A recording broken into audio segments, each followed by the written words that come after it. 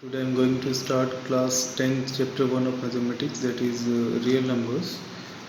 In this chapter I will be covering certain topics like the main focus will be on four parts: Euclid's division lemma, second thing the fundamental theory of arithmetic, third about irrational numbers, and fourth is about rational numbers.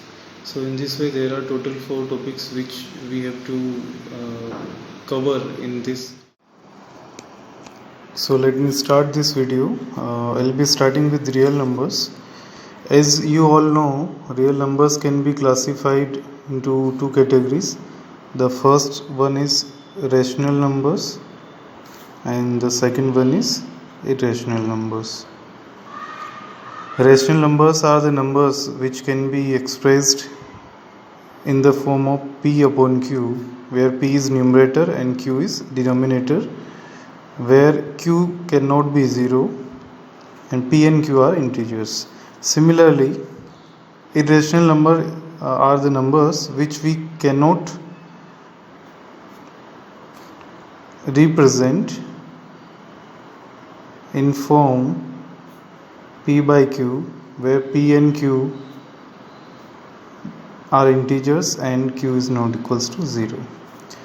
So these are the basic definitions of rational and irrational numbers. Now moving further, in class 10th we have to start with very important discussion, that is Euclid's division lemma. It was given by famous mathematician Euclid, so it is named after him. So what does this the statement of this theorem says? If we say this lemma is all about, we can compare it with division.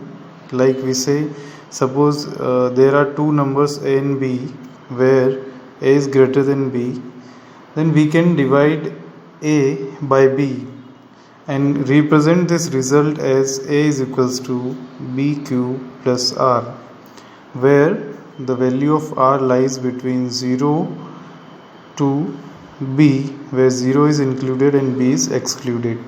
So in this way, this is the statement of Euclid's division lemma. For example, let us discuss about this.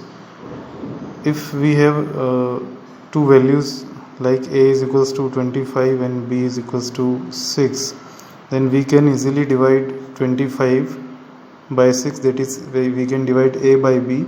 So we can divide it in this way, like 6 4s are 24. So here we have to subtract and the remainder will be 1. So we can write 25 is equals to, which one is dividend, is equals to 6 into 4 plus 1. Here this 25 is a, 6 is b, 4 is q, and this 1 is r. So in this way Euclid's division lemma is being satisfied here. So this is all about Euclid's division lemma.